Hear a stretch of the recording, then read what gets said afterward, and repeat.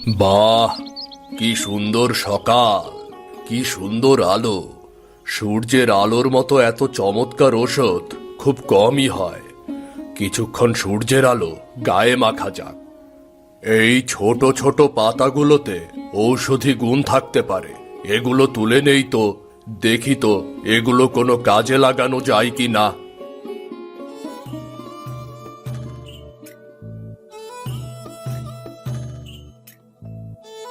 বাহ, বেশ সুন্দর দূর্বা হয়েছে তো। দূর্বা ঘাস তো আমার কত কাজে লাগে। কিছু দূর্বাও তুলে নেওয়া যাক। এই দূর্বা ঘাসগুলো দিয়ে অনেক ধরনের ওষুধ বানানো যাবে। ঘাসগুলো আমার বেশ ভালো কাজে লাগবে। কবিরাজ সাহেব, কবিরাজ সাহেব, আমার সাথে জলদি চলুন। আমার মা অনেক অসুস্থ। একটু দাঁড়াও, আমি আমার ওষুধের ব্যাগটা নিয়ে আসছি।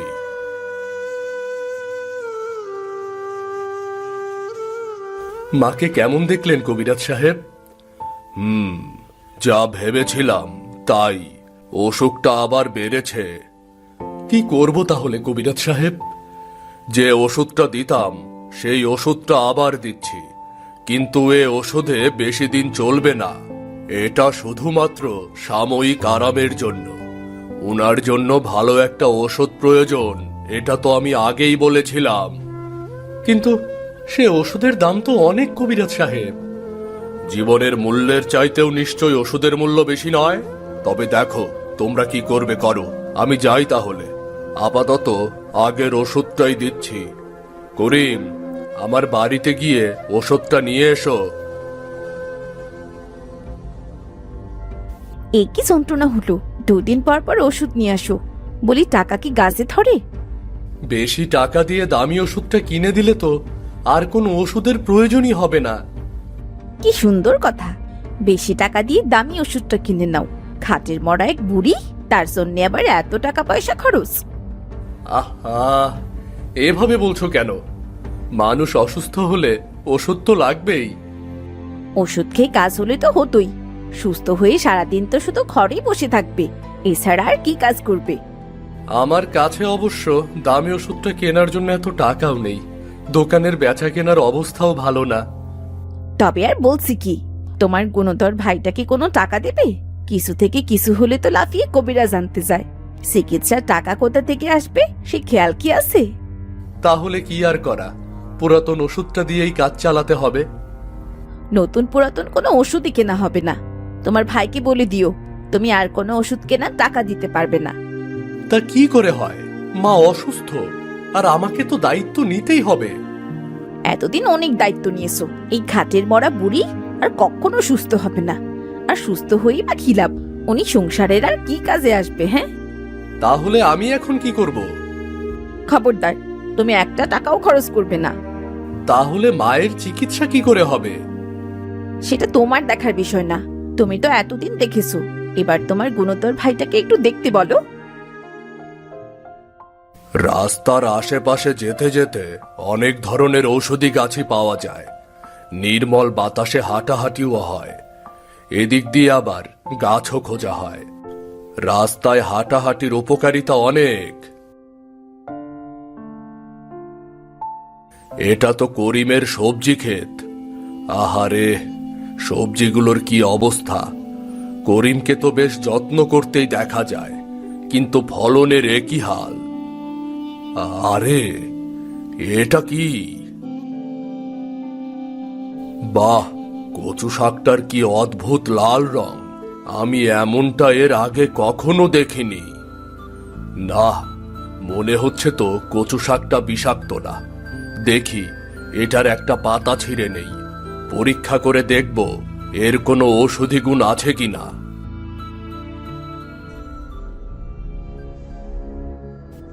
মরণ! সারা দিন শুধু শুয়ে থাকা আর শুয়ে থাকা। এদিকে আমি সংসারের কাছে খেটে মরছি। বৌমা, ও বৌমা, তুমি তো জানো আমি কত অসুস্থ। আমি তো ইচ্ছে করে বিছানায় শুয়ে থাকি না।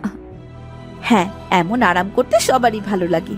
সারাদিন শুয়ে না থেকে কয়েকটা কাজকর্ম করলে তো পারেন, তাতে শরীরটাও ভালো থাকে আর আমার কাছেও একটু সাহায্য হয়। তুমি তো জানো মা, আমি বিছানা থেকে উঠতে পারি না, শরীরটা এত খারাপ লাগে। সারাদিন বিছানায় শুয়ে থাকলে তো শরীর খারাপ লাগবেই। উঠুন তো, উঠে গতরটা খাটান, তাতে আমারও একটু সাহায্য হয়। আর সবার জন্য রাধো বাড়ো, আবার রোগীর সেবা করো, সত্য সব। কি কষ্ট!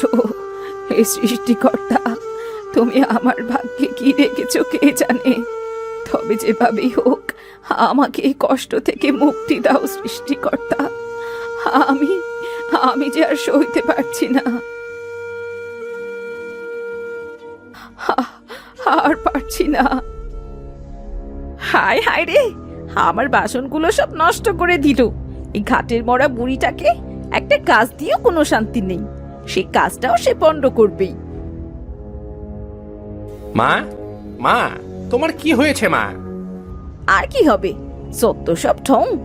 কটা বাসন ধুতে দিয়েছি, ফেলে সরিয়ে একাকার করেছে। ভাবি, তুমি তো জানোই মা অসুস্থ, মাকে দিয়ে তো কাজ করাচ্ছ কেন ভাবি? ঠং, সারাদিন শুধু বিছানায় শুয়ে থাকবে আর গপ গপ করে গিলবে। কাজ করার বেলাতেই যত অসুখ দেখা যায়। ভাবি, মা তো ইচ্ছে করে শুয়ে থাকে না, মা তো অসুস্থ দেখেই শুয়ে থাকে, তাই না? কবিরাজ চাচা বলেছে দামি ঔষধটা খাওয়ালেই মা সুস্থ হয়ে যাবে। ইস, দামি দামি ওষুধ খাওয়াবো? বলি, দামি ওষুধ কেনার টাকা আসবে কোত্থেকে? হ্যাঁ, ভাইজানকে আমি দামি ওষুধটা কিনে দিতে বলবো ভাবি। আমি পরে ভাইজানকে এই টাকাটা শোধ করে দেব। পরে শোধ করে দেবে? তাহলেই হয়েছে, ওই টাকা আর পাওয়া লাগবে না। শোনো বাপু, দামি ওষুধ খাক আর কম দামি ওষুধই খাক, এই বুড়ি আর কখনোই সুস্থ হবে না। আমি আর বাঁচবো না রে বাবা, তোরা আর কষ্ট করিস না। আমাকে আমাকে আমার মতো ছেড়ে দে। সৃষ্টিকর্তা আমার ডাক শুনেছেন, আমাকে তার কাছেই চলে যেতে হবে। এসব কথা বলো না তো মা, চলো তোমাকে তোমার ঘরে নিয়ে যাই, এরপর আমি কবিরাজ চাচার কাছ থেকে ওষুধ নিয়ে আসব। লাল কচু পাতাটা দিয়ে এই ওষুধটা বানালাম। এবার এই ওষুধটা পরীক্ষা করে দেখা যাক। দেখি তো, এই বিড়ালটাকে এই ওষুধ খাইয়ে দেখি কি হয়। আরে, বিড়ালটা তো দেখছি ঘুমিয়ে পড়েছে। যাক, ঘুমাক, কোনো ধরনের ক্ষতি না হলেই হলো। আরে, এটা তো সেই বিড়াল যেটাকে আমি ওষুধটা খাওয়িয়েছিলাম। এর বয়স তো একদমই কমে গেছে, তার মানে এই ওষুধটা বয়স কমিয়ে দিতে পারে। কবিরাজ চাচা, ও কবিরাজ চাচা, একবার বাইরে আসবেন দয়া করে। কবিরাজ চাচা। কি হয়েছে রে করিম, কি হয়েছে? কবিরাজ চাচা, মা আবার খুবই অসুস্থ হয়ে পড়েছেন। আমি তো আগেই বলেছিলাম যে ওষুধটা খাচ্ছে সেটা সাময়িক কাজ করবে। তোমার মায়ের জন্য দামি ওষুধটার খুবই প্রয়োজন, বুঝলে? এই ওষুধটা নেব চাচা, আপাতত নিতে পারছি না, দয়া করে আগের ওষুধটা দিন না। ঠিক আছে, তুমি একটু অপেক্ষা করো, আমি এক্ষুনি নিয়ে আসছি। এই নাও, তবে খুব শীঘ্রই দামি ওষুধটা নেওয়ার ব্যবস্থা করো করিম, না হলে তোমার মাকে বাঁচানো মুশকিল হয়ে যাবে। ঠিক আছে চাচা, আমি যত দ্রুত পারি ব্যবস্থা করব।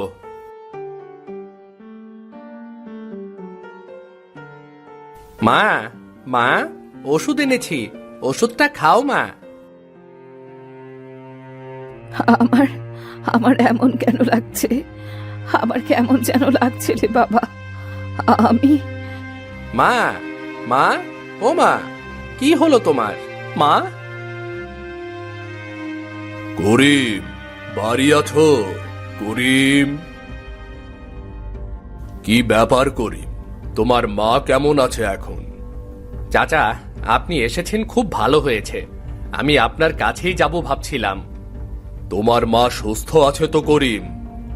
আপনি নিজের চোখেই দেখুন চাচা, এই যে মা। ইনি কে করিম?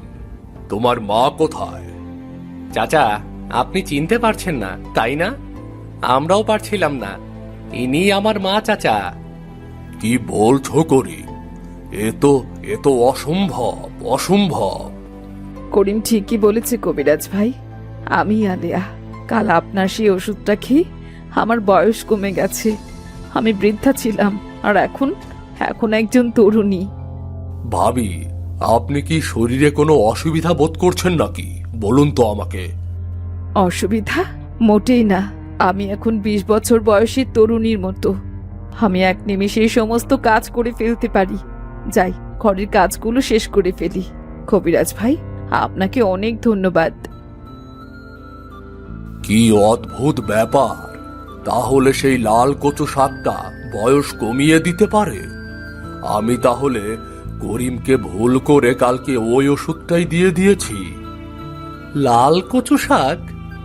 হ্যাঁ, এই লাল কচু শাক তোমার সবজি খেতেই জন্মেছিল। আমি সেখান থেকে একটা পাতা নিয়ে ওই ওষুধটা বানাই। কাল তুমি যখন তোমার মায়ের জন্য ওষুধ আনতে গিয়েছিলে, আমি মনে ভুলে এই ওষুধটা দিয়ে দিয়েছিলাম গো। এই ওষুধটাই তাহলে আমার মায়ের বয়স কমিয়ে দিয়েছে?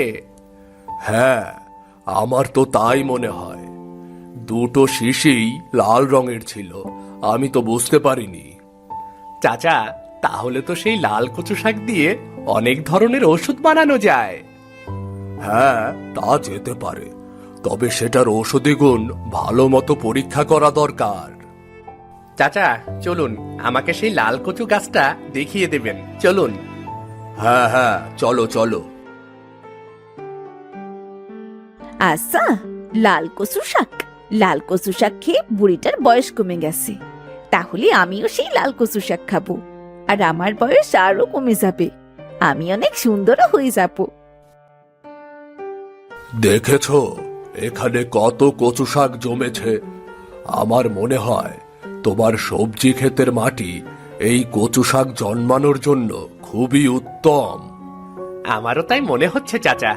চাচা, এই লাল কচু শাক চাষ করলে কেমন হয়? আমার তো মনে হয় খুব ভালো হবে, কারণ এর অনেক ঔষধি গুণ রয়েছে। আর এই জমি সম্ভবত এই লাল কচু শাক জন্মানোর জন্যই উপযোগী। ঠিক আছে চাচা, আমি তাহলে এখানে লাল কচু শাক চাষ করব, আর সেই কচু শাক বিক্রি করব। আমি এখান থেকে আরো কিছু লাল কচু শাক তুলে নেই, দেখি অন্য কোনো ওষুধ বানাতে পারি কিনা। চলো চলো, এবার আমরা যাই। আমাকে বাড়িতে গিয়ে কিছু ওষুধ বানাতে হবে। হ্যাঁ চাচা, আমিও যাই। এই লাল কচু শাক চাষের ব্যবস্থা করতে হবে।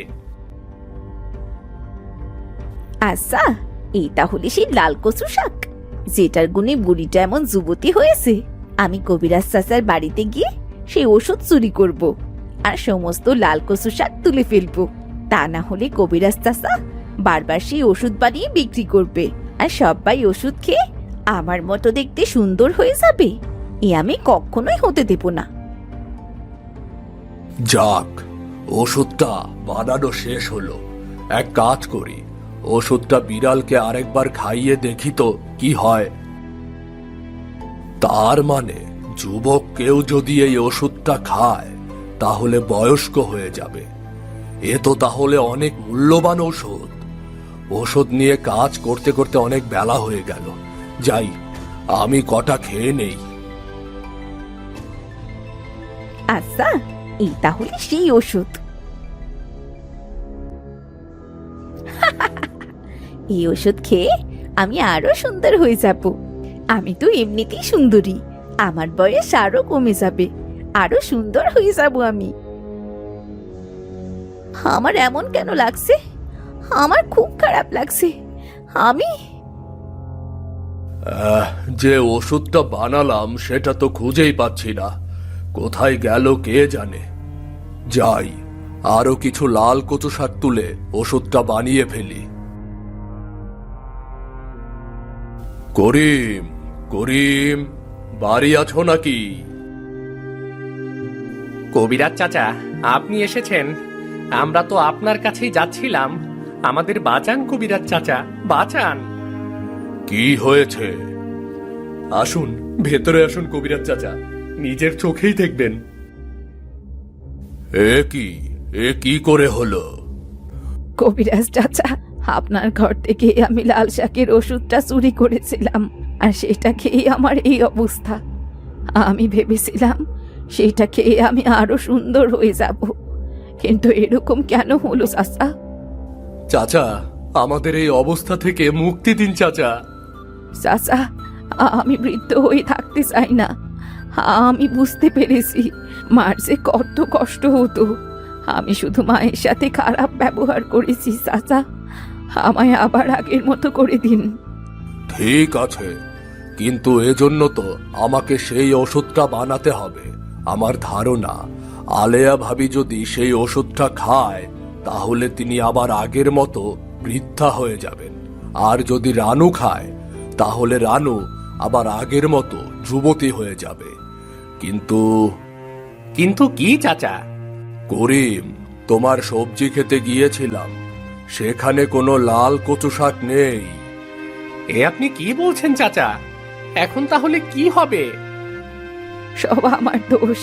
আমি ভেবেছিলাম কবিরাজ চাচার ওষুধ খেয়ে আমি একাই সুন্দরী থাকবো। কবিরাজ চাচা যেন আর ওষুধ না বানাতে পারেন, আর যেন বিক্রি না করতে পারেন, সেই জন্যেই আমি কচু শাকগুলো তুলে ফেলেছিলাম। এ তুমি কি বলছো? হ্যাঁ চাচা, আমি তাই করেছি। এখন কি হবে?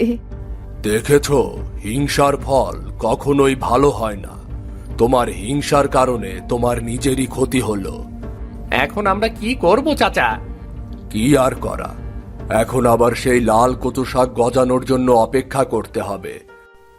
তবে এবার লাল কচু শাক গজানোর সাথে সাথেই সেই কচু শাকের চাষ শুরু করে দিতে হবে, যেন প্রয়োজনের সময় তা পাওয়া যায়।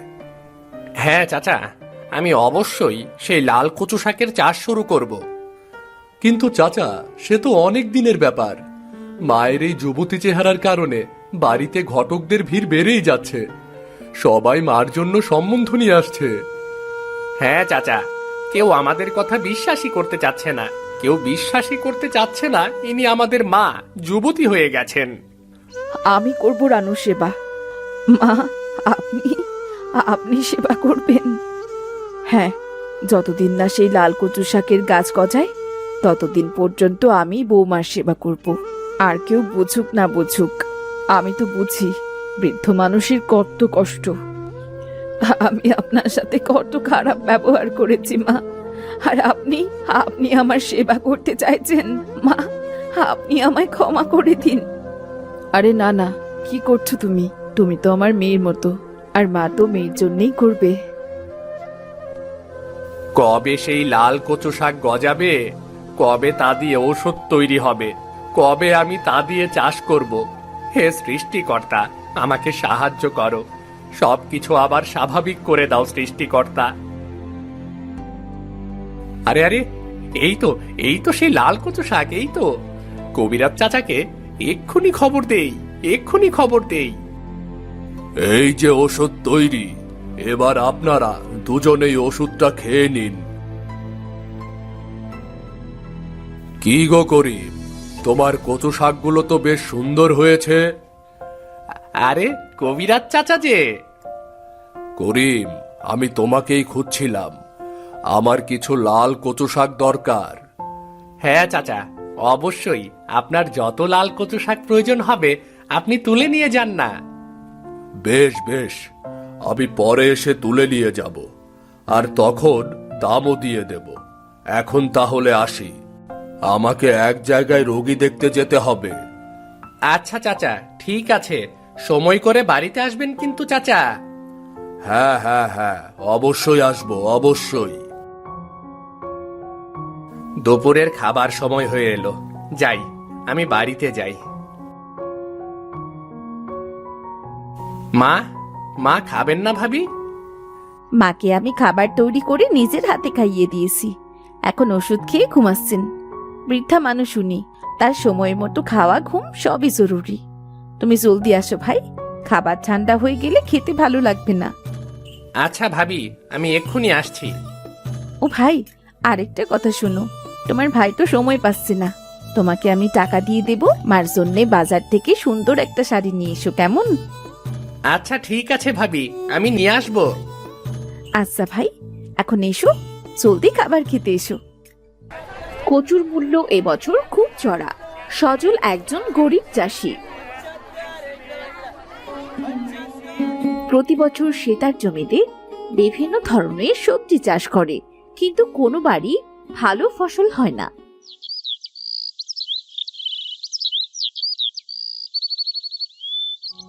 তাই সে রাগ করে এবার তার ক্ষেতে কচু চাষ করে।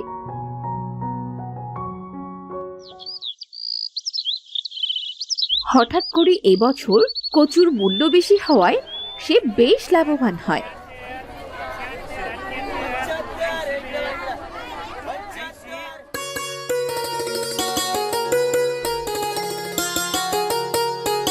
কত অভাবে দিন কেটেছে আমাদের, সৃষ্টিকর্তা আমাদের দিকে মুখ তুলে তাকিয়েছেন। হ্যাঁ বউ, কত ফসল জীবনে চাষ করলাম, কোনোবারই ফসল বাড়িতে আনতে পারি না। কিন্তু এবছর রাগ করে কচু চাষ করায় কচুটাই ভালো হলো গো। সবই কপাল, বুঝেছো? সারা বছর যদি কচুর এমন চড়া দাম থাকে, তবে সংসারটা বেশ ভালোভাবেই চলবে আমাদের।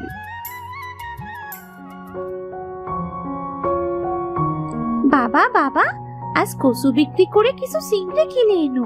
আমার কচু দিয়ে চিংড়ি খেতে খুব ভালো লাগে। আচ্ছা মা, ঠিক আছে, কচু বিক্রি করে আজ তোর জন্য বড় দেখে চিংড়ি কিনে আনবো। জীবনে ভালো কিছু তো তোকে খাওয়াতে পারিনি, আজ তোর ইচ্ছাটা পূরণ করব মা। আমার বাবা খুব ভালো। বাবা, তাহলে কি আজ তোমার সাথে আমায় হাটে নিয়ে যাবে? চিংড়ি দেখতে আমার খুব ভালো লাগে বাবা। না না মা, তোকে এই রোদে গরমে আর হাটে যেতে হবে না। তোর বাবা না হয় তোর জন্য চিংড়ি কিনে আনবে। না না মা, তা হবে না। আমি নিজে বেছে বেছে সব থেকে বড় চিংড়িটা নেব। পাগলি মেয়ে আমার, ঠিক আছে, চল আমার সাথে।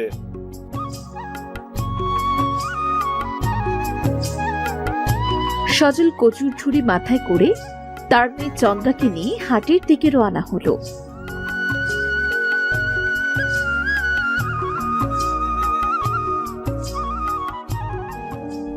সজলদা, ও সজলদা, আজকের বাজারের খবর জানো নাকি কিছু তুমি? কি হয়েছে দিনু, তুমি এমন হাঁপাচ্ছ কেন? তোমার কোনো সমস্যা হয়েছে নাকি? সজলদা, খুব বড় সর্বনাশ হয়ে গেছে গো। বাজারে কচুর দাম আজ থেকে একদম সস্তা। আমার 3 বিঘা জমিতে কচু চাষ করা। সজলদা, এবার আবার কি হবে বলো তো? জমিদারের কাছ থেকে ঋণ নিয়ে আমি কচু চাষ করেছি সজলদা। কি বলছো দিনু? কচুর দাম সস্তা হলে আমি তো আমার সংসারটা চালাতে পারবো না, কি হবে এবার?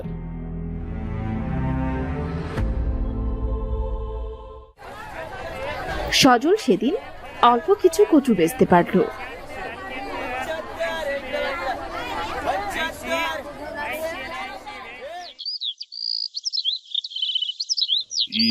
মানে মা চন্দ্রা, আজ যে টাকার কচু বিক্রি করলাম সে টাকা দিয়ে তো চিংড়ি মাছ হবে না রে মা, কি করব এবার? আমার চিংড়ি মাছের দরকার নেই বাবা। আবার সেই দিন তোমার হাতে অনেক টাকা আসবে, সেই দিন না হয় চিংড়ি মাছ একটু বেশি করে কিনো। আমার মেয়েটার আল্লাহ কত বুদ্ধি দিয়েছে। চল মা, তাহলে আজ আমরা বাড়ি ফিরে যাই। সজল তার কচুর ঝুড়ি ও মেয়েকে নিয়ে বাড়ি ফিরে এলো।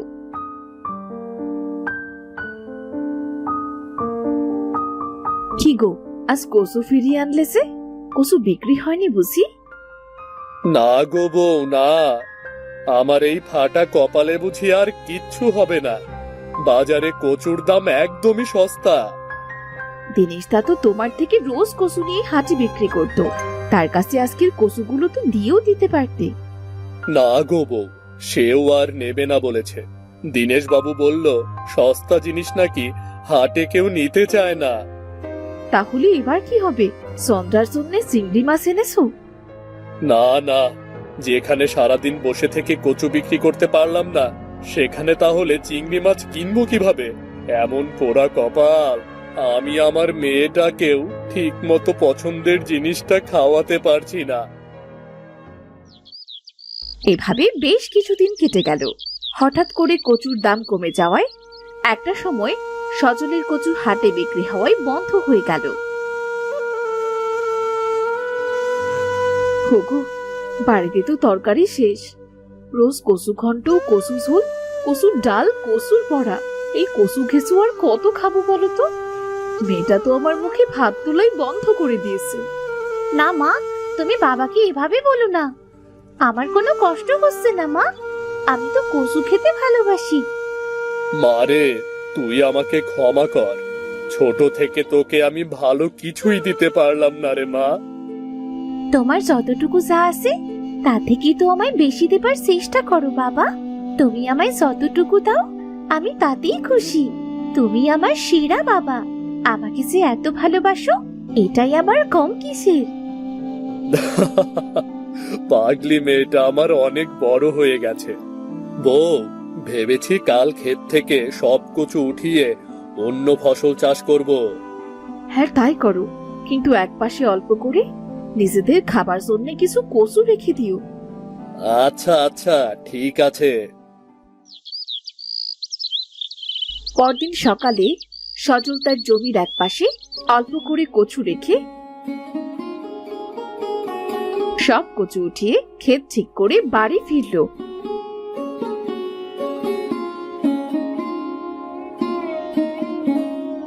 কি গো, কাজ শেষ হলো বুঝি?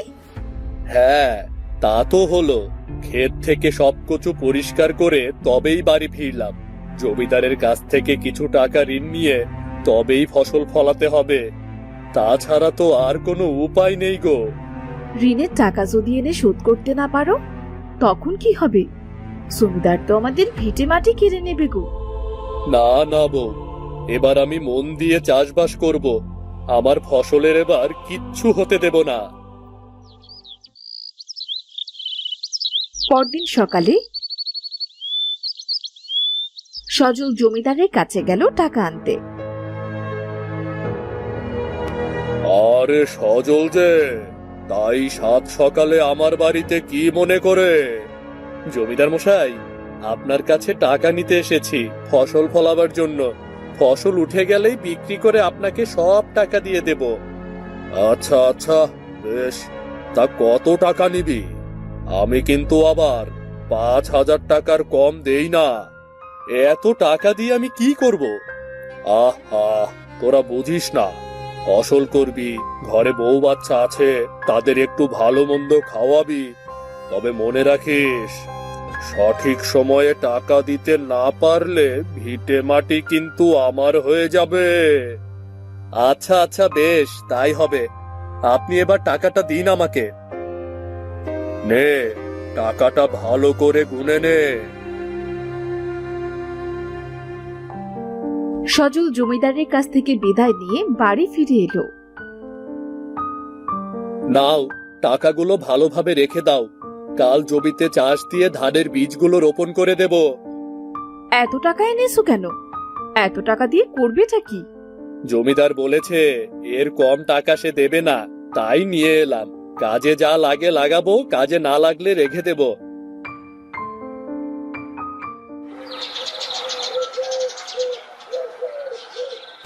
সেদিন রাতে শুরু হলো মুষলধারে বৃষ্টি। চারপাশের মাঠ ঘাট সব ডুবে গেল বৃষ্টির পানিতে। পরের দিন বুঝলে বউ, পানিটা হয়ে বেশ ভালোই হলো। জমিতে চাষ দিতে সুবিধা হবে। এখন একবার মাঠে গিয়ে দেখো না ক্ষেতটার কি অবস্থা। সজল মাঠে গিয়ে দেখলো যেখানে জমির এক অংশে কচু রাখা ছিল সে জমিটুকুই পানিতে পরিপূর্ণ হয়ে আছে। নীল দেখতে ওটা কি লাভ দিল? ভালোভাবে বুঝতেও তো পারলাম না। বোন, আমরা তো নদীর জল থেকে ভেসে এখানে এলাম। ওই দেখ, ওই মানুষটা আমাদের কিভাবে চোখ দিয়ে খুঁজছে। যদি ধরা পড়ে যায়? আরে না, কিচ্ছু হবে না। লোকটিকে দেখে তো বেশ সহজ সরলই মনে হচ্ছে। কিন্তু বলতো বোন, এবার আমরা এখান থেকে বেরিয়ে নদীতে যাব কি করে? যাবার তো কোনো রাস্তাও নেই রে বোন। না জানি এখান থেকে আমাদের মৃত্যু হয়ে যায় নাকি। না, কিচ্ছু তো দেখা যাচ্ছে না। হবে হয়তো কিছু। ও সজলদা, সজলদা, সজলদা, তুমি কি আমার কথা শুনতে পাচ্ছ? আরে বিনয়, কি যে বলো? কচু ক্ষেত যে উঠিয়ে দিলে, অন্য ফসল চাষ করবে বুঝি? হ্যাঁ বিনয়, হঠাৎ করে কচুর দাম পড়ে যাওয়ায় কচু আর বিক্রি হচ্ছিল না। তাই ভাবলাম কচু রেখে আর কি করব, এগুলো উঠিয়ে অন্য ফসল চাষ করি। খুব ভালো করেছো। তাই এটুকু কচু কি করতে রেখেছো গো? নিজেদের খাবারের জন্য মাঝে মাঝে কচু খেতে তো আর মন্দ লাগে না রে।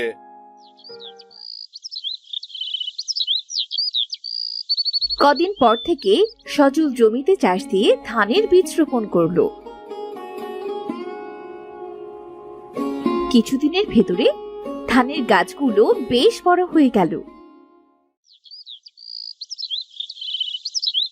একদিন সজল তার জমি থেকে ঘাস বাঁধছিল, তখন তার মেয়ে চন্দ্রা তার জন্য খাবার নিয়ে এলো। বাবা, ও বাবা, এই নাও বাবা, তোমার জন্য খাবার নিয়ে এসেছি। কষ্ট করে আবার মাঠে এলি কি করতে মা? আমি তো এক্ষুনি বাড়ি যেতাম।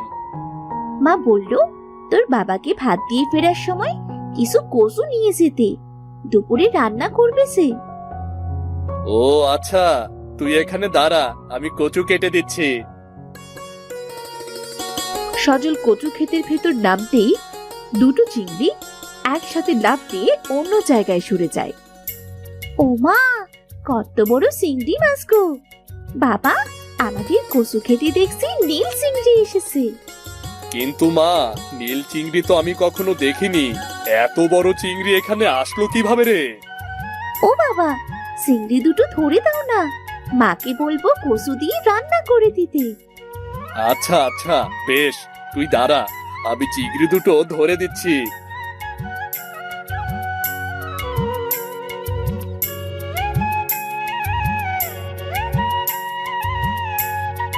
সজল পানির ভেতরে ঘুরে ঘুরে একটা চিংড়ি ধরতে পারে। এই তো, একটা চিংড়ি ধরতে পেরেছি। আর একটা ধরবো কিভাবে? ওকে তো ধরাই যাচ্ছে না। তখন আরেকটি চিংড়ি সজলের সামনে এসে বলল, দয়া করো, দয়া করে আমার বোনকে ছেড়ে দাও, আমাকে নিয়ে যাও। আমার বোনটা যে মানুষকে খুব ভয় পায়। কথা বলা চিংড়ি? তোমরা কথা বলছো? তাহলে তো তোমরা কোনো সাধারণ চিংড়ি নও। কে তোমরা? আসলে আমরা নীল চিংড়ি কন্যা। সেই দিন বৃষ্টির জলে আমরা নদী থেকে ভেসে এই গর্তের ভেতর পড়েছিলাম, তাই আমাদের চিংড়ি রাজ্যে আর ফিরে যেতে পারিনি। আহারে, না জানি তোমাদের এখানে কত কষ্ট হচ্ছে। চলো, আমি তোমাদের নদীতে আবার ছেড়ে দিয়ে আসি। না না, আমরা আরো কিছুদিন এখানে থাকতে চাই।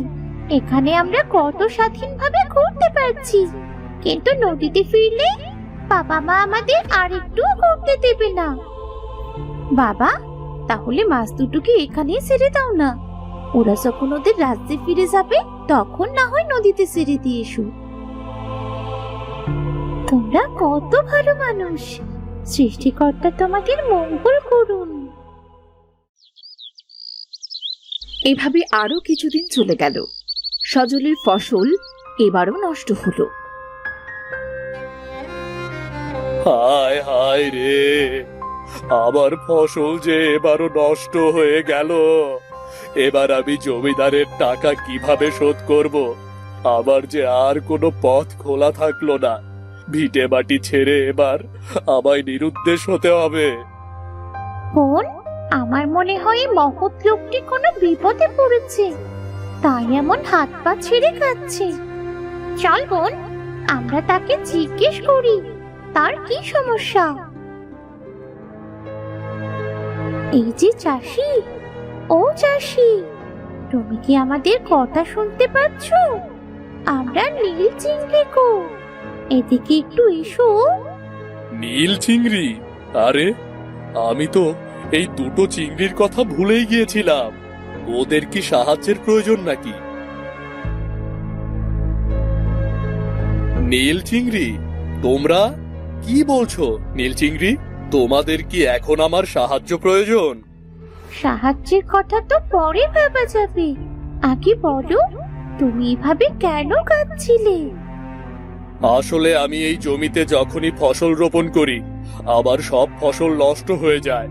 এবার জমিদারের কাছ থেকে ঋণ নিয়ে চাষ করা শুরু করেছি, কিন্তু দুর্ভাগ্য আমার সব ফসল নষ্ট হয়ে গেল। তাই দুঃখ লাগছে। কিভাবে জমিদারের সকল ঋণ পরিশোধ করব আমি? ও এই কথা, তাই তুমি কাঁদছিলে? শোনো, এই মাটিটা তোমার জমিতে ছিটিয়ে দাও, দেখবে এরপর থেকে তোমার ফসল আর নষ্ট হবে না। ধন্যবাদ নীল চিংড়ি, তোমাদের অনেক ধন্যবাদ। এই যে ভালো চাষি, এখানকার পানি দিন দিন শুকিয়ে যাচ্ছে প্রায়। এখানে থাকতে আমাদের খুব কষ্ট হচ্ছে। এবার তুমি আমাদের নদীতে ছেড়ে দিয়ে আসবে? নিশ্চয় যাব। চলো চলো তাহলে তোমাদের আজ থেকে মুক্ত করে দিয়ে আসি।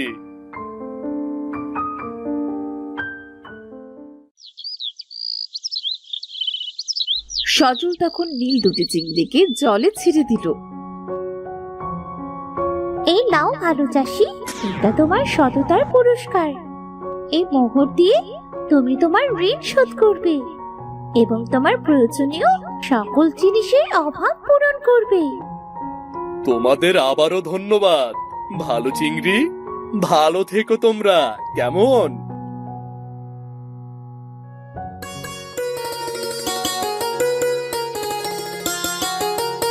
এরপর সজল জমিদারের সকল ঋণ পরিশোধ করে দেয়।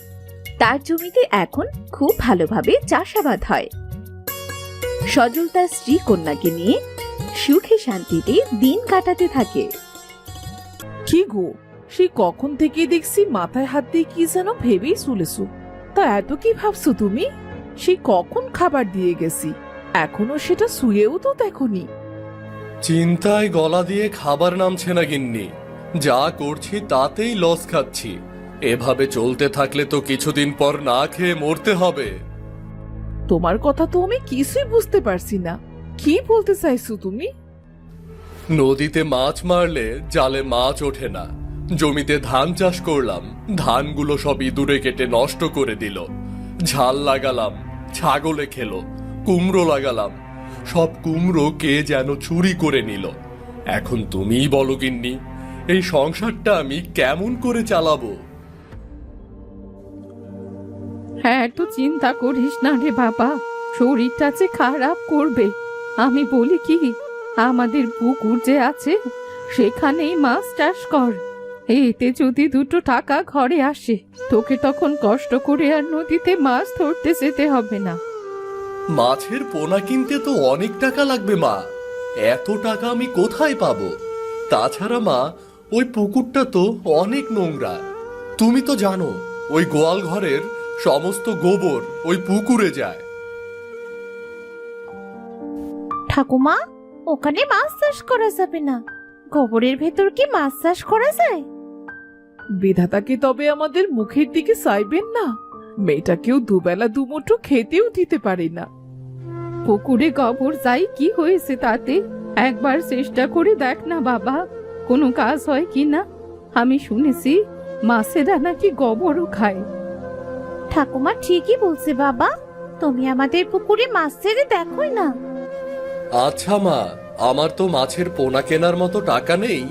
তো নদী থেকে যে মাছ পাবো সেগুলো বিক্রি না করে আমাদের পুকুরে ছেড়ে দেব, কি বলো?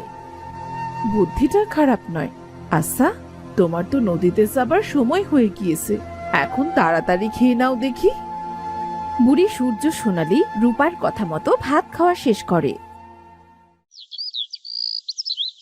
কিছু সময় পর ওগো, গরুর খাবার যে সব ফুরিয়ে গেছে, ওদের কি খেতে দেবে? তুমি মাছ ধরে বাড়ি ফেরার পথে কিছু ঘাস নিয়ে এসো। ঠিক আছে বউ, তুমি জালটা এনে দাও, আজ বড্ড দেরি হয়ে গেল। তুমি দাঁড়াও, আমি জাল আনছি। রূপা ঘর থেকে বের হয়ে জাল এনে সূর্যকে দেয়। সূর্য জাল নিয়ে নদীতে মাছ ধরতে চলে যায়। হে বিধাতা, আজ জালে দুটো মাছ বেশি দিও। মায়ের কথা মতো গোবরের পুকুরে মাছ ছেড়েই দেখি। যদি আমাদের পুকুর মাছে পরিপূর্ণ হয় তাহলে আমাদের আর কষ্ট করতে হবে না, না খেয়ে থাকতেও হবে না।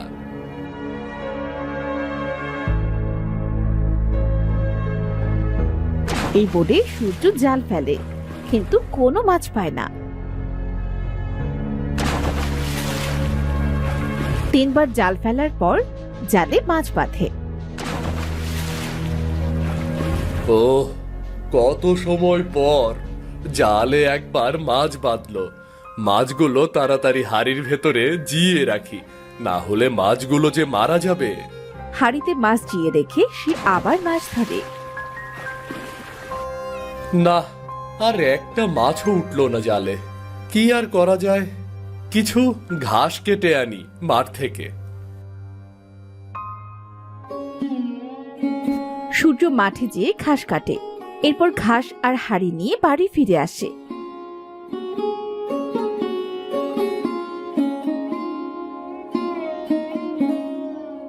তুই বাড়ি ফিরলি বাবা? মাছ পেয়েছিস?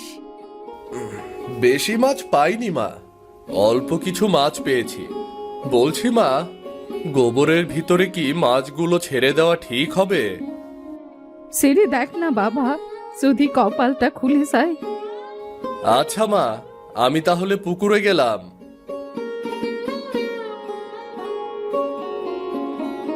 সূর্য পুকুরে মাছ ছেড়ে দিয়ে এরপর গরুর কাছে যায় আর বলে, গিন্নি, বলছি গরুর পেটে কিচ্ছু নেই, খেতে দাও সবাইকে। বাবা, শুনলাম আমাদের পুকুরে নাকি তুমি মাছ দিয়েছো। হ্যাঁ রে মা, অল্প কিছু মাছ দিয়েছি আজ। জানিস তো, নদীতে তেমন মাছ পাওয়া যায় না। মাছগুলো বড্ড চালাক, পানির একদম গভীরে থাকে। বুঝতে পেরেছি বাবা, আজ আমি জঙ্গলে যাচ্ছি। মা বলছিল জ্বালানি নাকি ফুরিয়ে গিয়েছে। তুই একা যাস না মা জঙ্গলে, অনেক ভয়ঙ্কর জীবজন্তু আছে। আমিও তোর সাথে যাব। তাহলে তো অনেক ভালো হয়, চলো তাহলে। এরপর সূর্য আর সোনালি জঙ্গলে যাবার উদ্দেশ্যে রওনা দেয়। তারা হাঁটতে হাঁটতে জঙ্গলের অনেক গভীরে চলে যায়।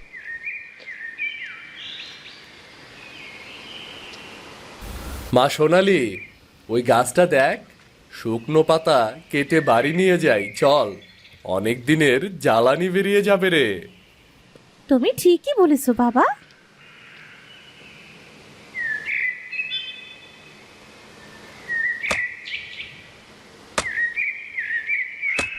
বাবা, অনেক তো সময় পার হলো আমরা এসেছি। যা গরম পড়েছে, আজ সাথে করে পানিও আনিনি। খুব তৃষ্ণা পেয়েছে বাবা। পানি খাবি মা? এই জঙ্গলের ভেতরে পানি কোথায় পাই বলতো? আচ্ছা চল, কোথাও পানি পাই কিনা একটু খুঁজে দেখি। তাই চলো বাবা, না হলে পানি তৃষ্ণায় আমি মরেই যাব। সূর্য সোনালীকে নিয়ে জঙ্গলের ভেতর পানি খুঁজতে থাকে। কিছু দূর হাঁটার পর সূর্য একটা নদী দেখতে পায়। ওই দেখ মা, একটা নদী মনে হচ্ছে। এই গভীর জঙ্গলে নদীও আছে। আরে তাই তো বাবা, দেখো নদীর চারপাশটা কত সুন্দর লাগছে। কত ফুল নদীর পাশে। তুই সত্যি বলছিস রে মা? চল এবার তাড়াতাড়ি পানি খেয়ে নেই। সূর্য আর সোনালী পানি খেতে যায়। পানি খাওয়া শেষ হতেই একটা বড় চিংড়ি মাছ দেখে তারা। বাবা, ও বাবা, ওই দেখো না, কত বড় চিংড়ি। কতদিন এমন চিংড়ি খাই না বলো তো। আজ মজা করে চিংড়ি খাবো বাবা। বাবা, তুমি চিংড়ি মাছটা ধরো। সত্যি তো, চিংড়ি মাছটা কত বড়! এত বড় চিংড়ি আমি কখনো দেখিনি। তুই দাঁড়া, আমি মাছটা ধরে নিয়ে আসি।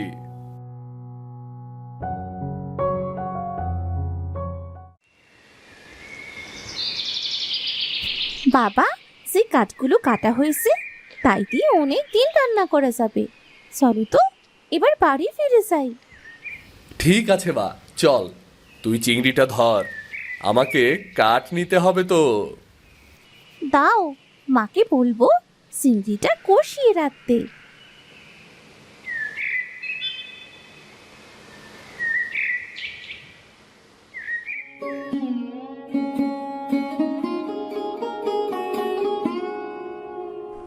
মা, ও মা, মা দেখো না কত বড় চিংড়ি।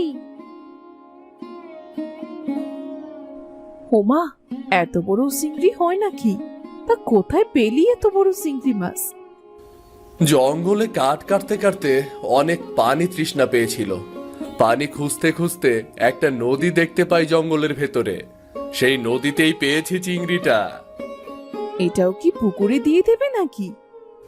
না গিন্নি, চিংড়িটা আজ রান্না করো, মেয়েটা যে খেতে চেয়েছে।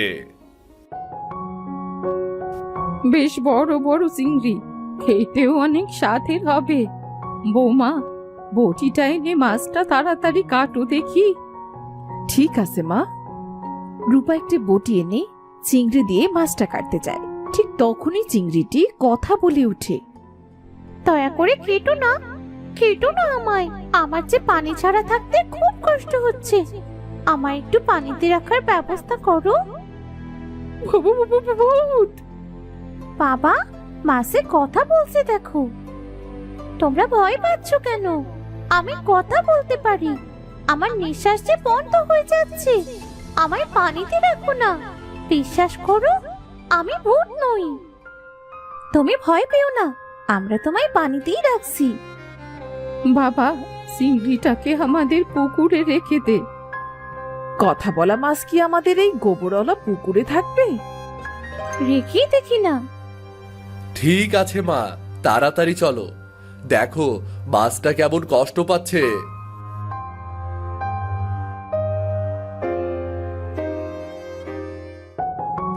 বুড়ি সূর্য, সোনালি ও রূপা মিলে কথা বলা চিংড়িটাকে তাদের পুকুরে ছেড়ে দেয়। পানি পেয়ে যেন চিংড়িটা প্রাণ ফিরে পায়। ও, আমি যেন এক নতুন করে প্রাণ পেলাম। তোমাদের অনেক ধন্যবাদ আমার কথা রাখার জন্য। তোমরা আমার একটা কথা রাখবে? আমরা তো তোমাকে কিচ্ছু খেতে দেইনি চিংড়ি। আমার এখানে একা থাকতে খুব কষ্ট হবে। জঙ্গলের নদীতে আমার সাথী আছে। আমাকে আমার সাথীর কাছে দিয়ে আসবে। কাল আমরা তোমাকে তোমার সাথীর কাছে দিয়ে আসবো। আজ আমরা আসি তাহলে। শুনে খুব খুশি হলাম।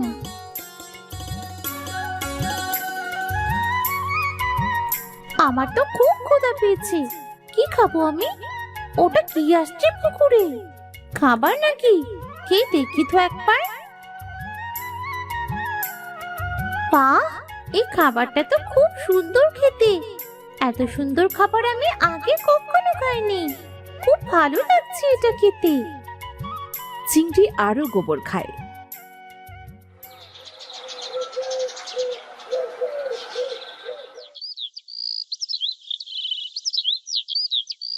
পরদিন সোনালি ও তার বাবা পুকুরে যায়। চিংড়ি, কোথায় তুমি? এসো এদিকে। চলো, আমরা তোমার সাথীর কাছে তোমায় দিয়ে আসছি। আমি এখান থেকে যেতে চাই না সোনালি। কি বলছোটা কি? তুমি যেতে চাও না মানে? এখানকার খাবার খুবই সুস্বাদু। এত সুস্বাদু খাবার রেখে আমি কোথাও যেতে চাই না। আমরা তো তোমাকে কিচ্ছু খেতে দেইনি চিংড়ি। কেন? ওই যে খাবার পানিতে পড়ছে। আরে, ওটা তো গোবর। আমাদের গোয়ালঘর থেকে সরাসরি পুকুরের পানিতে পড়ে। এই জন্যই তো পুকুরটাতে কেউ আসে না। আর আমরা মাছও চাষ করতে পারি না। কি কি বলছো? গোবর গোয়ালঘর থেকে আসছে মানে? গরুর মল? কিন্তু এটা খেতে তো খুব সুস্বাদু। তাই আমি এখানেই থাকতে চাই। এখানে তুমি আমার সাথীকে এনে দাও। তোমার সাথীকে আমরা নদীর পানিতে কেমন করে পাবো? এই বোতলের ভেতর নীল পানি আছে। এটা নদীর পানিতে দিলে আমার সাথী চলে আসবে। ঠিক আছে, আমরা তবে আসি।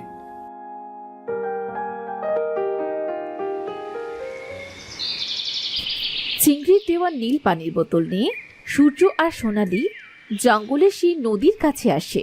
চিংড়ির কথা মতো তারা নদীর পানিতে নীল পানি ফেলে দেয়। কিছুক্ষণের ভেতর সেখানে একটা বড় চিংড়ি আসে। তোমরা এই নীল পানি কোথায় পেলে, আর আমাকে ডাকলেই বা কেন? আমাদের তোমার বউ পাঠিয়েছে তোমাকে নিতে। রানী কোথায় আছে? রানী, কাল থেকে সারা নদী আমি রানীকে খুঁজছি, কিন্তু কোথাও তাকে পাচ্ছি না। তুমি চিন্তা করো না, সে অনেক ভালো আছে। আমাদের পুকুরে আছে সে। ঠিক আছে, আমি যাব তোমাদের সাথে আমার রানীর কাছে।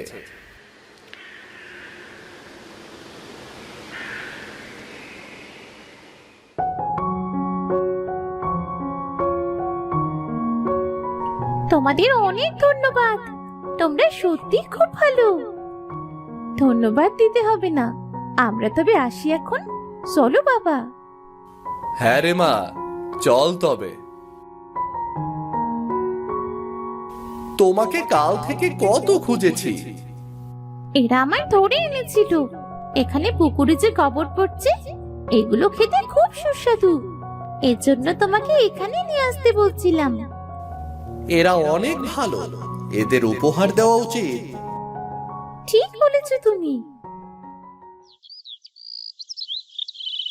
পরের দিন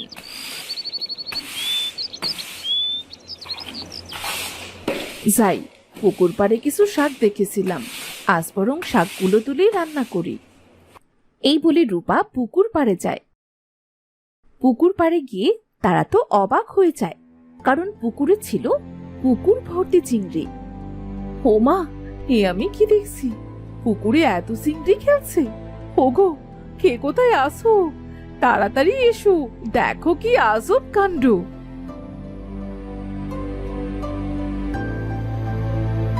কি হয়েছে বৌমা? এমন করে চিৎকার করছো কেন? ও মা, পুকুরে এত চিংড়ি এলো কোথা থেকে? আমি তো পুকুরে কোনো চিংড়ি ছাড়িনি, তবে এত চিংড়ি কোথা থেকে এলো? আমি দিয়েছি গো। এখন থেকে চিংড়িগুলো তোমাদের পুকুরেই বড় হবে। তুমি সত্যি বলছো চিংড়ি রানী? তাহলে তো আমাদের আর না খেয়ে থাকতে হবে না। চিংড়ি বিক্রি করে বাবা বাজার করতে পারবে। এই চিংড়ি ততদিন ফুরাবে না যতদিন তোমরা পুকুরে গোবর দিতে পারবে। পুকুরে গোবর না থাকলে চিংড়িগুলো অদৃশ্য হয়ে যাবে। তার মানে আমাকে গোবর দিয়ে চিংড়ি চাষ করতে হবে? তুমি ঠিক বলেছো সূর্য, তোমরা সত্যি খুব ভালো। তাই এই চিংড়ি তোমাদের উপহার দিলাম। দেখবে, চিংড়ি বিক্রি করে তোমরা ধনী হয়ে যাবে। আমরা তোমাদের কাছে চিরকৃতজ্ঞ থাকবো। তোমরা আমার ছেলেকে একটা পথ দেখালে। তোমরা যতদিন ইচ্ছে আমাদের এই পুকুরেই থাকতে পারো। কি হলো? এ কথা শুনে তোমাদের মুখটা অমন ফ্যাকাশে কেন হয়ে গেল চিংড়ি? তবে কি তোমরা এখানে থাকতে চাও না? আসলে আমরা চিংড়ি নই। আমার মেয়েটার কথা আমার খুব মনে পড়ছে। তাহলে তোমরা কে? ও নাগরাজ, আর আমি নাগরানী। মেয়েকে সর্পরাজ্যে রেখে পৃথিবী ঘুরতে এসেছিলাম। প্রচন্ড ক্ষুধা লাগায় ফল গাছে উঠেছিলাম ফল খেতে। আর সেই গাছের নিচে এক সাধু বাবা ধ্যানে বসেছিল। আমাদের জন্য তার ধ্যান ভেঙে যায়। তখন সে সাধু আমাদের অভিশাপ দিয়ে চিংড়ি বানিয়ে দেয়। তবে কি করলে তোমরা এই অভিশাপ থেকে মুক্তি পাবে? সাধু বাবা বলেন, কেউ যদি 7 পুকুরের পানি 7 রকম ফুল, তার ভেতর 7 ফোঁটা রক্ত আর 7টা কালো গোলাপ দিয়ে আমাদের গোসল করায়, তবেই আমরা অভিশাপ থেকে মুক্তি পাবো। তোমরা আমাদের বড় উপকার করেছো, আর তোমাদের জন্য এইটুকু করতে পারবো না। কিন্তু কালো গোলাপ পাবো কোথায়? জঙ্গলের ভেতরে একটা পাহাড় আছে, আর সেই পাহাড়ের উপরেই আছে কালো গোলাপ। তবে সাবধান, কালো গোলাপ গাছ একটা ডাইনি। আমি একটা লাঠি দিচ্ছি। লাঠিটা দিয়ে ডাইনির মাথায় আঘাত করলে ডাইনিটা মারা যাবে। সে তোমাদের কোনো ক্ষতি করতে পারবে না। আমি তবে কালো গোলাপ আনতে যাচ্ছি। আমি আর মা মিলে সাত পুকুরে 7 রকম ফুল জোগাড় করছি। বাবা তুই সাবধানে যাস, তোমরা যে যার কাজ শুরু করো, আমি বাড়ি যাচ্ছি। সূর্য বেরিয়ে পড়ে কালো গোলাপের উদ্দেশ্যে, আর সোনালী আর রূপা যায় 7 পুকুরের পানি আর 7 রকম ফুল জোগাড় করতে। আর অল্প কিছুক্ষণের ভেতর তারা 7 পুকুরের পানি আর 7 রকম ফুলও জোগাড় করে ফেলে। অনেক কষ্টে সূর্য পাহাড়ের ওপর ওঠে। যখনই সূর্য কালো গোলাপে হাত দেয়, ঠিক তখনই সেখানে ডাইনি চলে আসে। তোরা এত বড় সাহস, আমার গাছ থেকে কালো গোলাপ নিচ্ছিস? আজ তোর রক্ষে নেই। এই বলে ডাইনিটা যখন সূর্যকে মারতে যায়, সূর্য চিংড়ির দেওয়া লাঠি দিয়ে ডাইনির মাথায় আঘাত করে, আর সাথে সাথেই ডাইনিটা সেখানেই মারা যায়। যাই, এবার 7টা কালো গোলাপ নিয়ে বাড়ি ফিরি। সূর্য গোলাপ তুলে বাড়ি চলে আসে।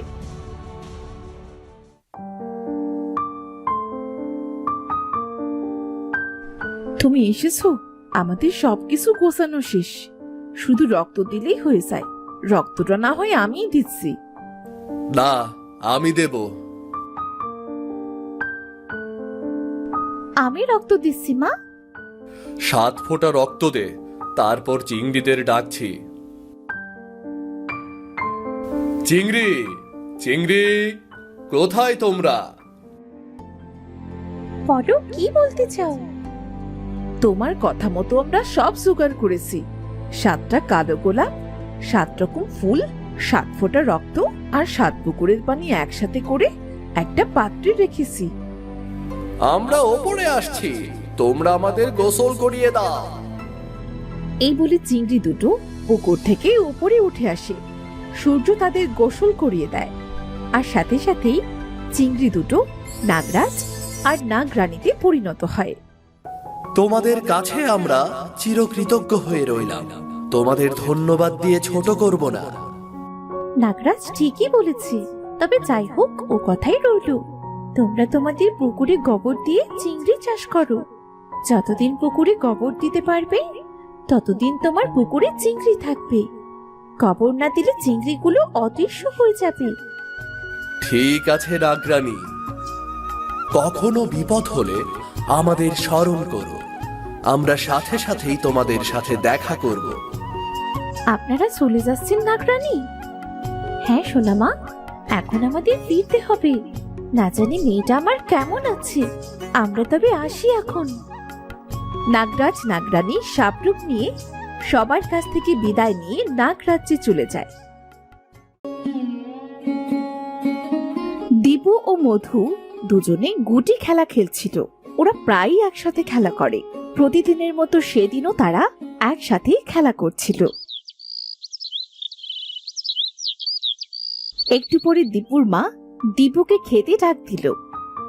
দীপু, ও দীপু, বাবা খেতে আয়, তোর প্রিয় খাবার রান্না করেছি। আসছি মা, তুমি খাবার বারো, আমি এক্ষুনি আসছি। এই দীপু, এখনই চলে যাবি? আর একটু খেল না আমার সাথে। না রে মধু, শুনলি না মা আমাকে ডাকছে? আর তাছাড়া আমার প্রিয় খাবার রান্না করেছে আজ। আমি আর এখন খেলবো না, কাল খেলবো। তোর মা কি এমন রান্না করেছে রে যে তুই এক্ষুনি চলে যাবি? চিংড়ি মাছের মালাইকারি কখনো খেয়েছিস তুই? সেটা আবার কি রান্না? খাওয়া তো দূরের কথা, আমি তো কখনো নামই শুনিনি। কি বলিস মধু, তুই কখনো খাসনি? আমি তো অনেকবারই খেয়েছি, খেতে খুবই সুস্বাদু, আমার খুবই পছন্দের খাবার।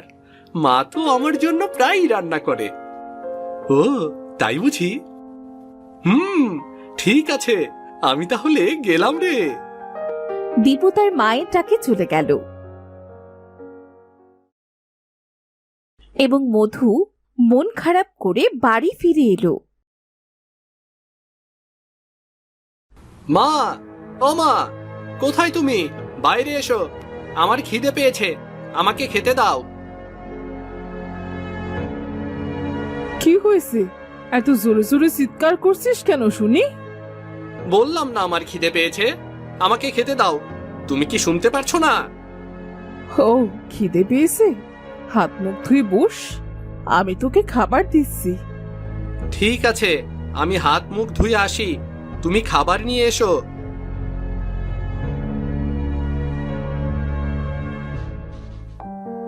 মধু হাত মুখ ধুয়ে এসে দেখলো তার মা পান্তা ভাত ও কাঁচামরিচ দিয়ে ভাত এনেছে। এই নে বাবা, আমি তোকে পাখা দিয়ে বাতাস করছি, তুই আরাম করে খা। মা, প্রতিদিন এই একটা জিনিস দিয়ে ভাত খেতে ভালো লাগে না, একটু মাছও তো রান্না করতে পারো নাকি? আমাদের মতো গরিবের ভাগ্যে কি আর মাছ জোটে রে বাবা? তুই বড় হবি, ভালো কাজ করবি, তারপরে ভালো খাবার খাস। নে তো নে, এখন খেয়ে নে। না, আমি মাছ না দিলে ভাত খাবো না। আমাকে আগে মাছ এনে দাও, তারপর আমি ভাত খাবো। আমার সোনা বাবা, আজ এইটুকু খেয়ে নে, তোর বাবা কাজ থেকে ফিরে আসার সময় বাজার নিয়ে আসবে, তারপর তোকে তরকারি রান্না করে দেবো রে বাবা। আমাদের আজ চিংড়ি মাছের মালাইকারি রান্না করবে, আমার খুব খেতে ইচ্ছে করছে। তুই এ নাম কোথা থেকে শুনলি? দীপুর কাছ থেকে। ওর মা তো ওকে প্রায়ই রান্না করে খাওয়ায়, তুমি তো আমাকে কোনোদিনও রান্না করে খাওয়াওনি।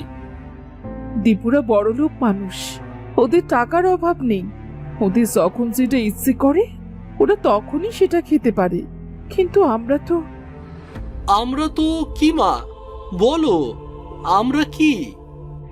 আমরা গরিব মানুষ, আমাদের নুন আনতে পান্তা ফুরোয়, ঠিক মতো পেট ভরে ভাতই খেতে পারি না, আমরা চিংড়ি মাছ পাবো কোথায়? তা আমি জানি না, বাবা বাড়ি আসলে আজকে চিংড়ি মাছ কিনে আনতে বলবে, কেমন? বাবারে, আমাদের কপালে তো ঠিক মতো ভাতই জোটে না, এত দামের মাছ কিনবো কোথা থেকে? না, আমি অত কিছু জানি না, আমার মাছ রান্না করে দিতেই হবে, দিতেই হবে। ভালো করে কথা বললে তোর কানে যায় না, তাই না? ভালো করে বোঝাচ্ছি, তাতে হচ্ছে না। আর কোনোদিন দীপুর সাথে খেলবি?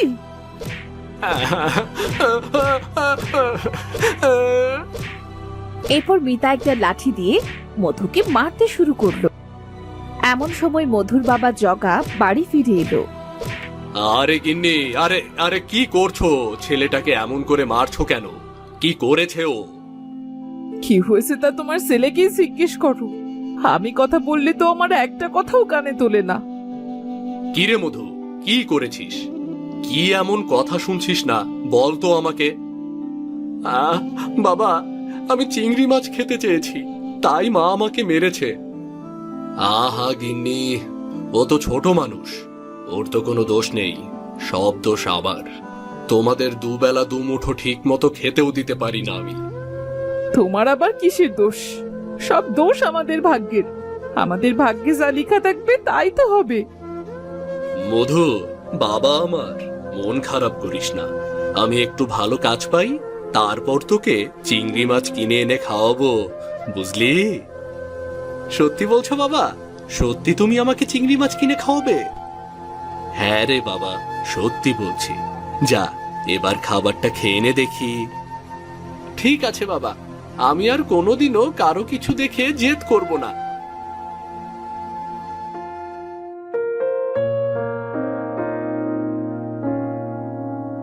মধু খাবার খেয়ে আবার খেলতে চলে গেল।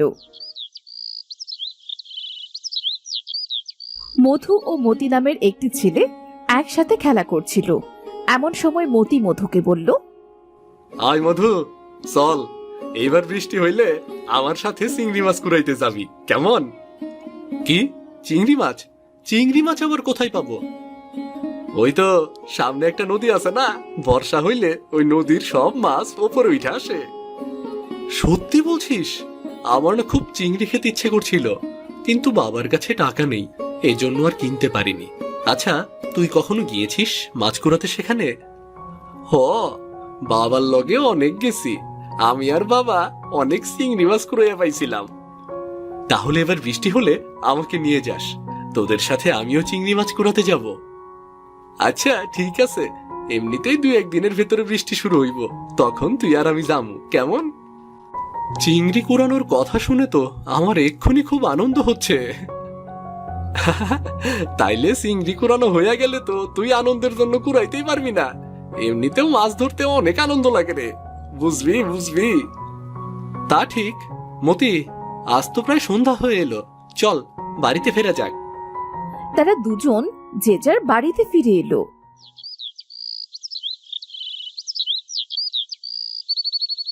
পরদিন সকালে চারদিক অন্ধকার হয়ে ঝমঝম করে বৃষ্টি শুরু হলো। চারদিকে মুষলধারে বৃষ্টি হচ্ছিল। মতি বলেছিল বৃষ্টি হলে মাছ কুড়ানো যায়, এখন তো বৃষ্টি নেমেছে, তাহলে আমি যাই, গিয়ে দেখি সত্যি সত্যি মাছ পাওয়া যায় কিনা। মধু কাউকে কিছু না জানিয়ে চুপি চুপি বাড়ি থেকে বেরিয়ে পড়ল মতির বলা সেই নদীর পাড়ে। সৃষ্টিকর্তা, মতির কথা যেন সত্যি হয়, আজ যেন মাছেরা ওপরে আসে। এই বর্ষার মধ্যে বাবা মাকে না বলে এসেছি শুধু চিংড়ি মাছের আশায়।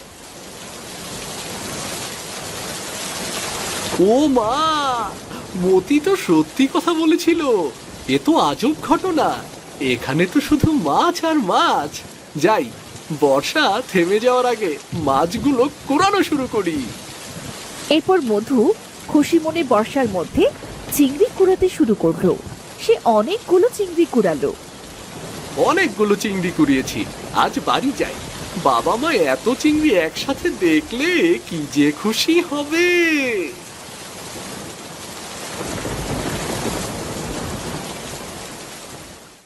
মধু বাড়ির রাস্তায় হাঁটতে লাগলো। হঠাৎ করে সে কারো চিৎকার শুনতে পেল। বাঁচাও, বাঁচাও আমাকে, মেরো না, আমাকে বাঁচাও। কে কে চিৎকার করছে? সামনে এসো, আমি তো কাউকে দেখতে পারছি না, সামনে এসো। আমি চিংড়ি মাছ গো, আমায় বাঁচাও, মেরো না আমায়। কিরে, এই চিংড়ি আবার কথাও বলতে পারে? আমার তো ভয় লাগছে। না না, এক্ষুনি আমি মাছের ব্যাগ খুলবো না, আগে মায়ের কাছে যাই। কথা বলা চিংড়ি দেখে মধু খুব ভয় পেয়ে গেল। সে তাড়াতাড়ি বাড়ি ফিরে তার মাকে ডাকতে লাগলো। মা, ও মা, কোথায় তুমি? বাইরে এসো। ও মা, কোথায় গেলে? তোমরা সবাই কোথায় গেলে? বাইরে এসো। মধু বাবা, তুই কোথায় চলে গিয়েছিলি? আমি সেই কখন থেকে তোকে খুঁজে বেড়াচ্ছি, আমি তো ভয় পেয়ে গিয়েছিলাম। মা, আমি চিংড়ি কুড়াতে গিয়েছিলাম, কিন্তু মা, ওই চিংড়ির মধ্যে একটা চিংড়ি মাছ কথা বলছে। দেখো তো, মাছের সাথে কোনো ভূত এলো কিনা। কই কই দেখি।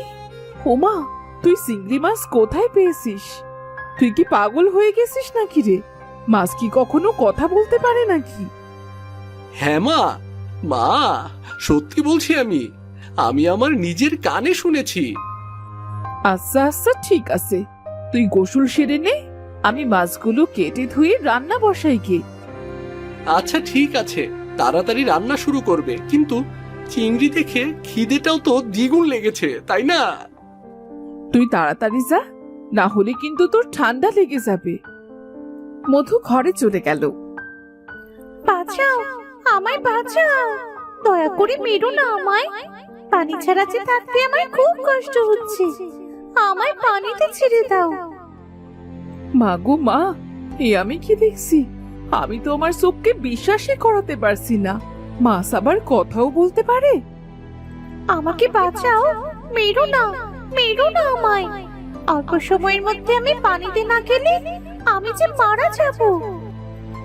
দেখেছো মা, আমার কথা সত্যি হলো তো, ওই মাছটি তখন কথা বলেছিল। দাও, আমি এক্ষুনি ওকে পানিতে ছেড়ে আসি।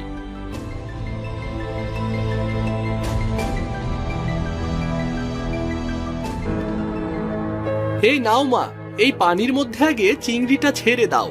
চিংড়িটির মনে হচ্ছে খুব কষ্ট হচ্ছে মা। হ্যাঁ, তাড়াতাড়ি দে। এরপর মধু চিংড়িটিকে পানির মধ্যে দিয়ে দিল। তোমাকে অনেক অনেক ধন্যবাদ, তুমি আমার জীবন বাঁচালে, আর একটু হলে মরেই যেতাম।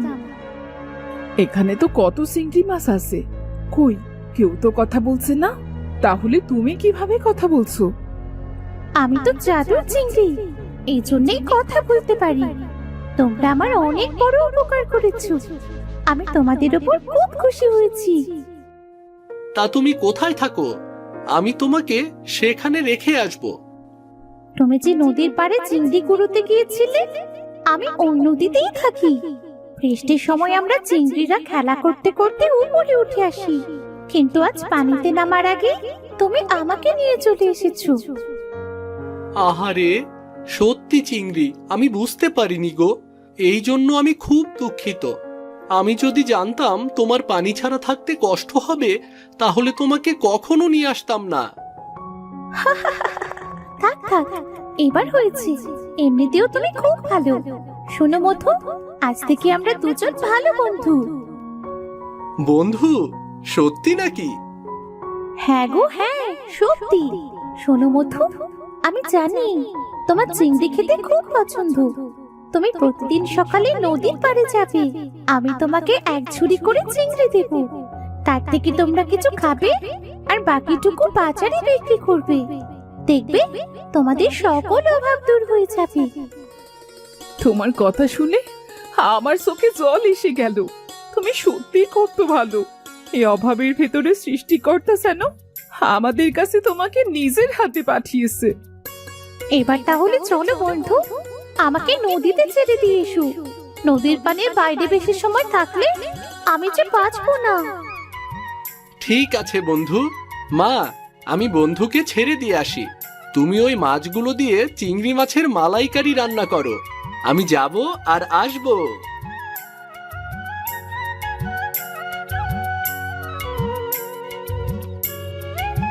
এরপর মধু নদীতে এসে চিংড়িটিকে ছেড়ে দিল। আজ তাহলে আসি বন্ধু, বাবা মা আবার খুব চিন্তা করবে। কাল সকাল সকাল কিন্তু তুমি চলে এসো এখানে। আচ্ছা বন্ধু, ঠিক আছে। এরপর চিংড়ি মাছটি পানির ভেতরে ডুব দিল। মধু খুশি মনে বাড়ি ফিরে এলো। মা, ও মা, তোমার রান্না করা হয়েছে? খুব খিদে পেয়েছে গো। হ্যাঁ রে বাবা, হয়ে গেছে। আর বস, আমি এক্ষুনি তোর খাবার দিচ্ছি। মা, বাবা কোথায়? বাবাকেও ডাক দাও, আমরা সবাই একসাথে খেতে বসি।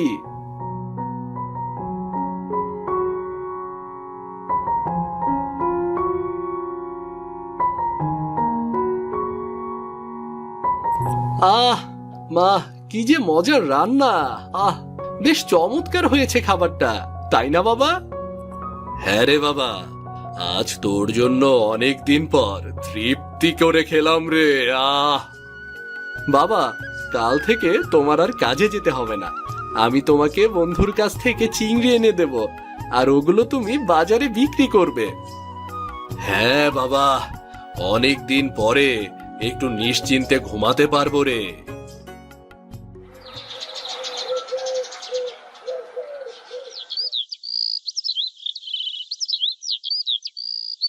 পরদিন সকাল সকাল উঠে মধু নদীর পাড়ে চলে এলো এবং তার চিংড়ি বন্ধুকে ডাকতে লাগলো। বন্ধু, ও বন্ধু চিংড়ি, কোথায় তুমি? আমি এসেছি গো। এই তো বন্ধু, আমি তোমার জন্যই পারে অপেক্ষা করছিলাম।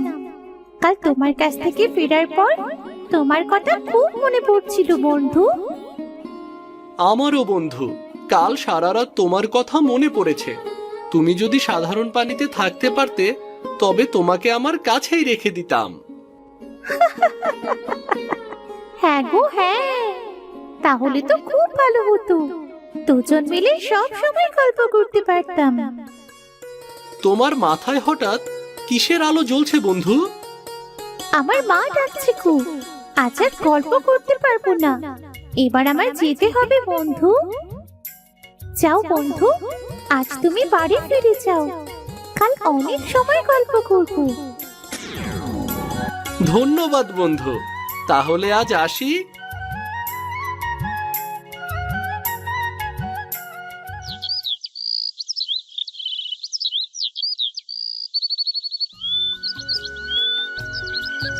এইভাবে মধু রোজ সকালে এক ঝুড়ি করে মাছ আনতো।